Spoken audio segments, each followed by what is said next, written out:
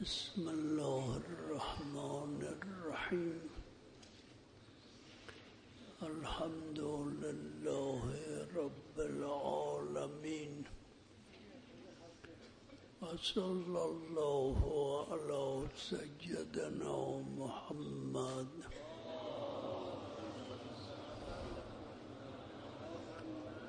و آله الطاهرین، سیما بقیت الله فی الارضین واللعن علی اعدائهم الی یوم الدین. بحث در این بود که در این آیه کریمه متعلق شیه بعضی از اقوال رو گفتیم. قول دیگر اینه که متعلق با اقرأ و دلیل این مدعا سوره علق. اقرأ باسم ربک الذی خلق. متعلق امر در آیه کریمه قرائت به اسم رب قهرن امتثال این امر به اینه که در تمام صور قرائت به اسم رب باشه قهرن نتیجه این میشه اقرأ بسم الله الرحمن الرحیم، که این همان بیان اقرأ باسم ربک. این قول هم که تمام استدلالش به این جهت مناقشش اینه که اولا حقیقت قرائت را باید بیان بشه. قرائت حکایت، نقل، محکی همیشه لفظ با معنا. وقتی گفته میشه فلان شعر را قرائت کن، مغرب کلام اوست، مغرب معنا نیست، لفظ مشتمل بر معناست. قهرند وقتی حقیقت قرائت این شد، اول اشکال اینه که این تقدیر باید در تمام صور باشه، یعنی هر سوره‌ای قرائت بشه به اسم الله الرحمن الرحیم، یکی از این صور خود سوره علق. شکی نیست که اقرأ در این سوره کریمه امر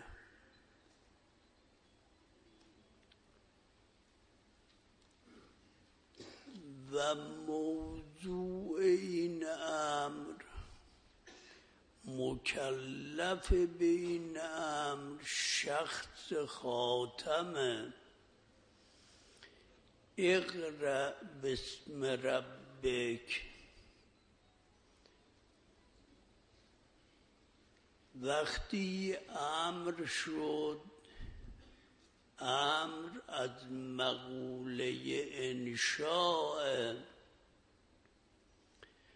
اگر با اقرأ متعلق با بسم الله باشه، قهرا نتیجه این میشه که اقرأ را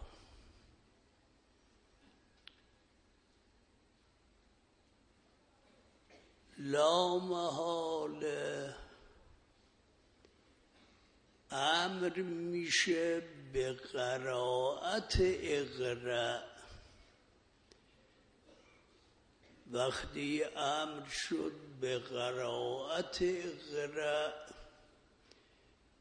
اقرأ از امر و انشاء خارج میشه.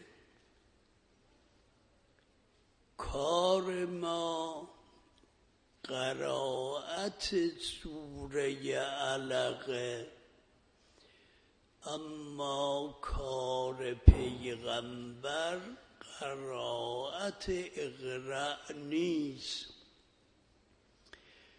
متعلق امر در اقرأ، قرائت اقرأ معقول نیست باشه به نسبت به خود حضرت. مطلب دوم اینه که اگر متعلق با را اقرأ بگیریم از دو حال خارج نیست. یا این امر که تعلق گرفته به قرائت شامل خود بسم الله میشه یا شامل نمیشه. امر خالی از این دو وجه نیست. اقرأ بسم الله الرحمن الرحیم. شکی نیست که قرائت متعلق میخواد. اقرأ ای شیء اقرأ. سوال میشه چه چیز رو قرائت کنم؟ بعد گفته میشه قرائت کن کتاب فلان را، قرآن را، شعر فلان را. پس خود اقرأ به ضرور متعلق میخواد.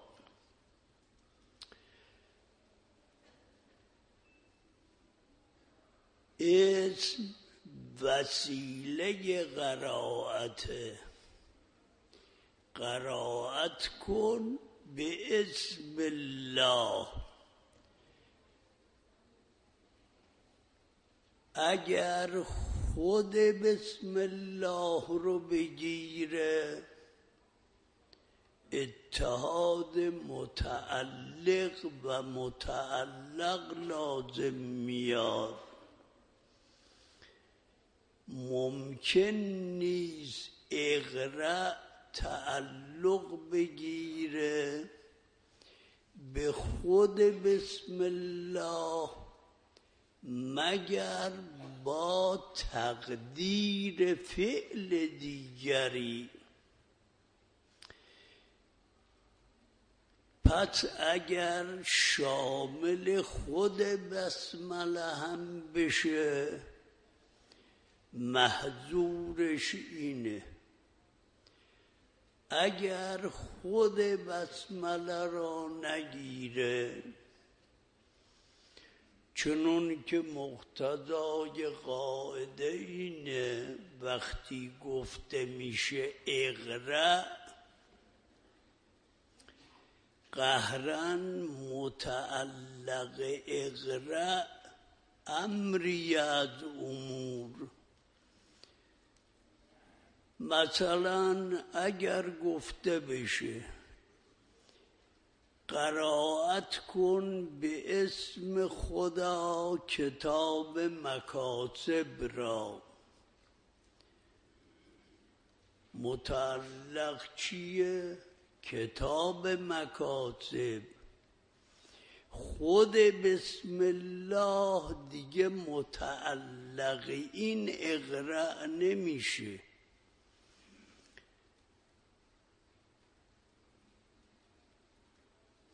وقتی نشد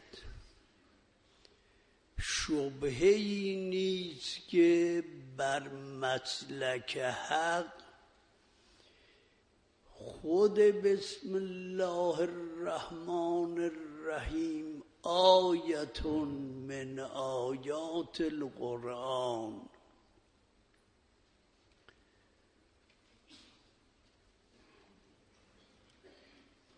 و نصوص وارده که از ضروریات مذهب اینه که آیه خود بسم الله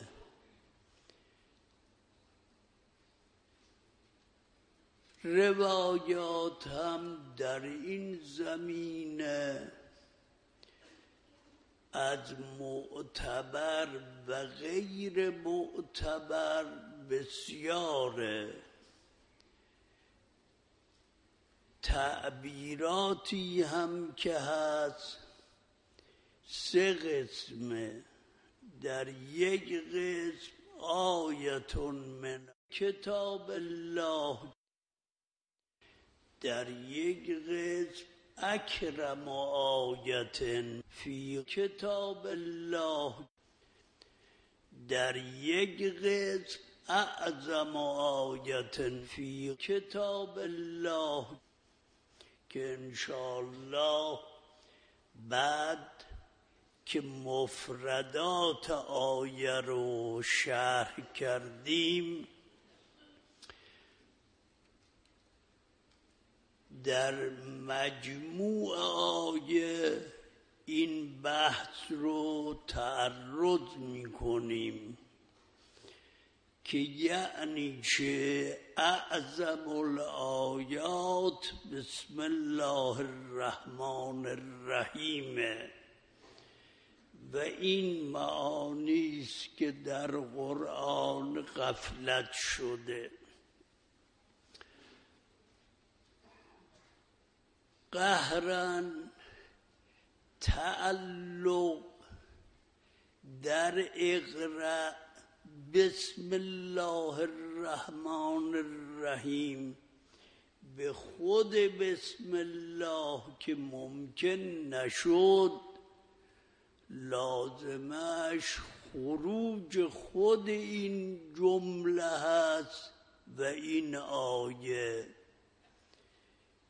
و حالون که به ضروره خود آیه بسم الله از قرآن،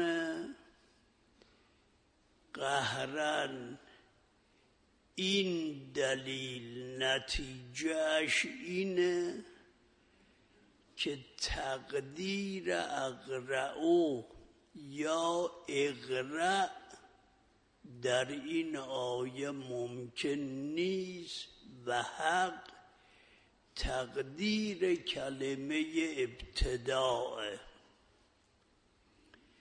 این نسبت به خود قرآن. قول دیگری که هست بین مفسرین اینه که مقدر استعینوا به اسم الله الرحمن الرحیم.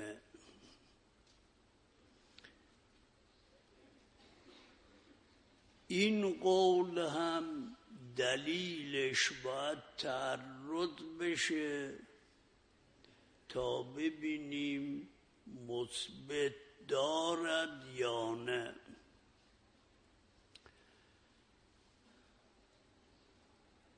بعضی از بزرگان مفسرین گفتن ممکن نیست استعینوا باشه،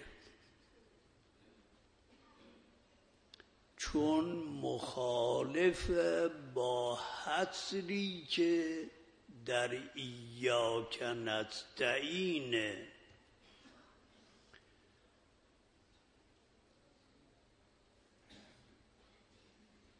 نظر بعضی از اعاظم مفسرین به این جهته که اسم غیر از مسمات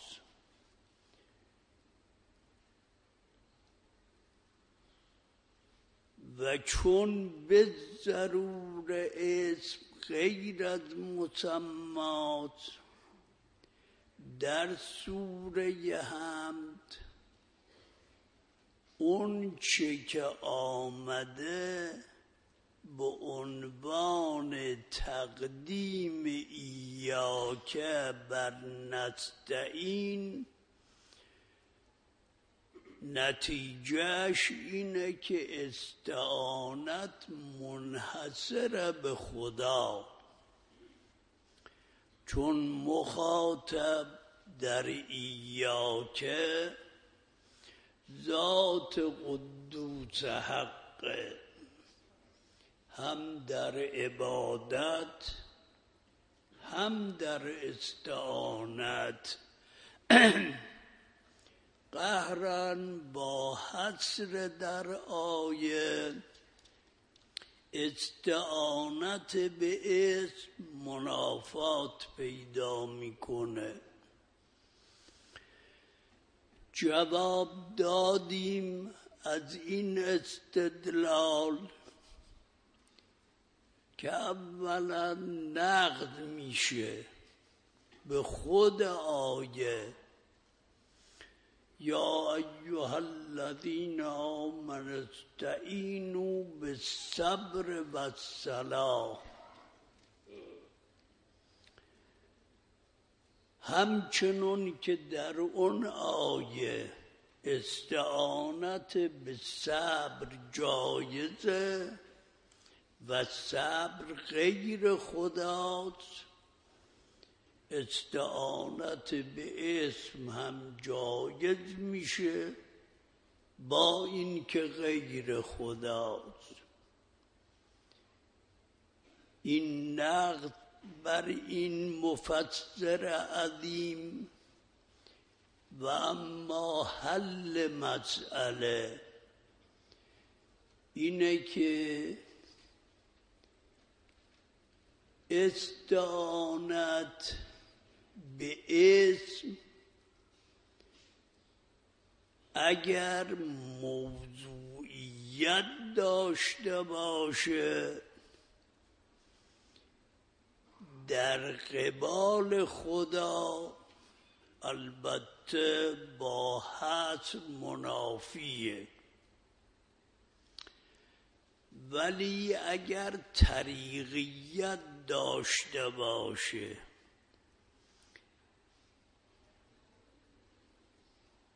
قهرن استعانت به اسم میشه استعانت به خدا.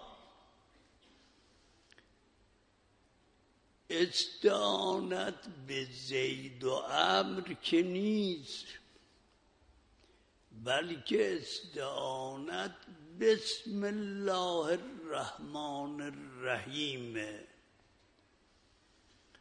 از نظر ثبوتی بلا اشکال مانع مرتفع، از نظر اثبات مثبتی که برای این قول هست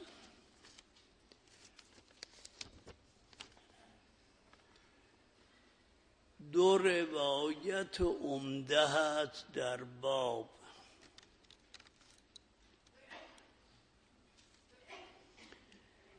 یک روایتی است که شیخ صدوق اعلی الله مقامه در توحید در صفحه 241 از محمد ابن قاسم جرجانی نقل می کند اون چه که مورد حاجت از روایت که وقت نگذره این قسمته: فقولوا عند افتتاح کل امر صغیر او عظیم بسم الله الرحمن الرحیم.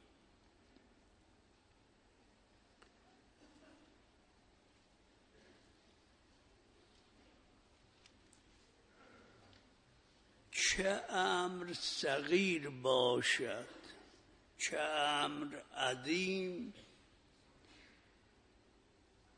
روایت از نظر فقه الحدیث دلالتش تام، کل از ادات عموم، تنویع کرده مدخول کل را به صغیر و عظیم که قهرن امری از امور استثناء نمیشه. بعد تفسیر اینه: ای استعینوا علی هذا الامر بالله الذي لا يحق العبادة لغیره المغیث اذا استغیث المجیب اذا دعی. دلالت روایت بر این که متعلق استعانت شبهه‌ای دیگه درش نیست، چون امام علی المروی در مقام بیان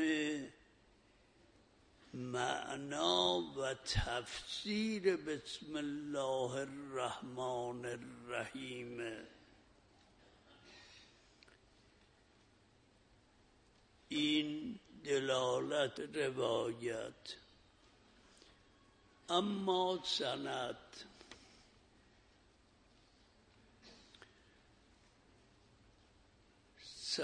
این روایت شروع میشه از محمد ابن قاسم جرجانی.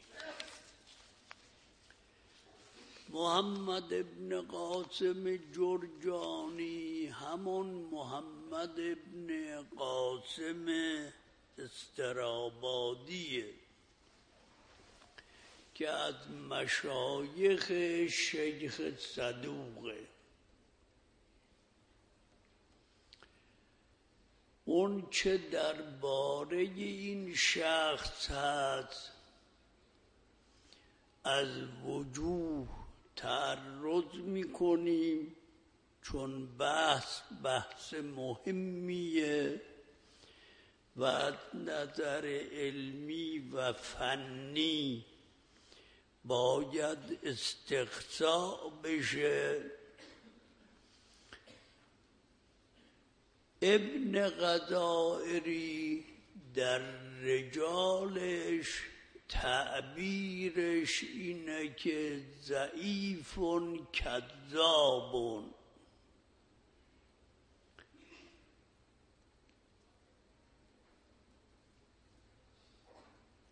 این بیان ابن غضائری. توثیق و تضعیف ابن غضائری به نفسه بلا اشکال تمامه، چون ابن غضائری از قدماء. توثیقات دو قسمه، یک قسم توثیقات متأخرین مثل توثیق میر داماد، توثیق مجلسی. یک قسم توثیق قدمات مثل شیخ نجاشی و اضرابهما. در توثیقات متأخرین مورد بحث که آیا حجت یا نه. البته باید اهل دقت بحث خوب دقت کنن. سه قسم میشه. یک قسم قدما مثل شیخ طوسی و نجاشی و غضائری. یک قسم متأخرین از قبیل میر داماد و مرحوم مجلسی. یک قسم هم متوسطین بین متقدمین و متأخرین مثل علامه. هر یک حکمی داره که بحثش انشاءالله در فقه به قدری که اینجا لازمه. توثیقات متأخرین مورد این شبهه شده که حدسیه و اجتهادیه، چون سند برای توثیق از مثل میر داماد یا شیخ بهایی به صدر اول در دست نیست. قهراً توثیق یا حدسیه یا محتمل الحدسیه. در احتمال حدسیت در اخبار در اصول تنقیح شد که در خبر احتمال حدسیت مضر نیست، اصل حسیته. ولی در اینجا خصوصیتی است، چون در کلمات متأخرین توأم شده توثیقات با استدلالات، قهرن وقتی خبری توأم شد با استدلال از حیث حسیت که این از کسی او از کسی و ها کذا شنیده باشه خارج میشه و اصالت الحس در اخبار در این گونه اخبارات ساقطه. این وجه عدم اعتماد بر توثیقات متأخرینه. این اشکال در توثیق ابن غضائری و تضعیف ابن غضائری نیست، چون از قدماء، ولکن اشکال عمده اینه که این کتابی که در دسته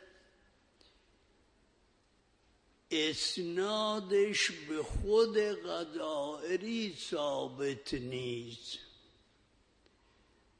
در وقتی تضعیف غضائری اثر داره که ثابت بشه کتاب اوست، مثل رجال نجاشی، رجال شیخ، بالنسبه به کتاب غضائری اسناد ناتمامه. قهرن تضعیف ابن غضائری ساقط میشه. وجه دیگری که هست بعد از سقوط تضعیف دیگه هیچ وجهی برای ضعف نیست، اما وجه وثاقت. وجه اول اینه که خود شیخ صدوق نسبت به محمد ابن قاسم جرجانی ترضی کرده.